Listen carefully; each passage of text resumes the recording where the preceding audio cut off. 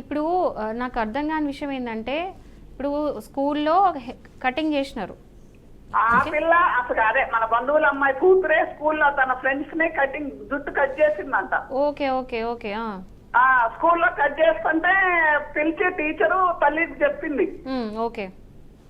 ఆ పిల్ల తల్లి ఏం చేసింది, అలా చేయొచ్చా అది ఇదని గుండు కొట్టింది ఆ పిల్ల. ఎవరికైతే కటింగ్ భర్త ఇక వదిలేశాడు. ఇప్పుడు ఆ పిల్లని అతని దగ్గరే పెట్టుకున్నారు. ఓకే. అతను కేసు వేశాడు. ఓకే. ఈ అమ్మాయి ఏంటంటే ఆ పిల్ల పోతున్నారు కానీ సంవత్సరంన్నర బట్టి ఉంటుంది తల్లిగారింట్లో. ఓకే.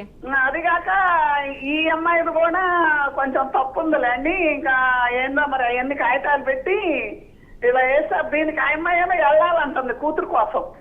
ఓకే. అది ఆ పాప కూడా ఇక్కడికి రాదు, తండ్రి అప్పనే ఉంచుకున్నాడు ఆయన. బయటకునో అప్పుడప్పుడు పంపిస్తాడు స్కూల్ దగ్గరకు పోతే ఈ అమ్మాయి. ఓకే. విడాకులు ఈ అమ్మాయి ఏమో అయిపోయిందండి. ఇంట్లోకి వెళ్ళాలని తల్లిదండ్రులు వెళ్ళొస్తుంటే వద్దు వద్దు అంటున్నారు. దీనికి ఏంటండి పరిష్కారం? ఇప్పుడు విడాకులు అయిపోయిందా వాళ్ళిద్దరికి? అవ్వలా సంవత్సరంన్నర బట్టే. ఇక అతను ఏవేవో కేసులు పెట్టి ఈ అమ్మాయి కూడా కొంచెం తప్పు చేసిందిలేండి. ఓకే.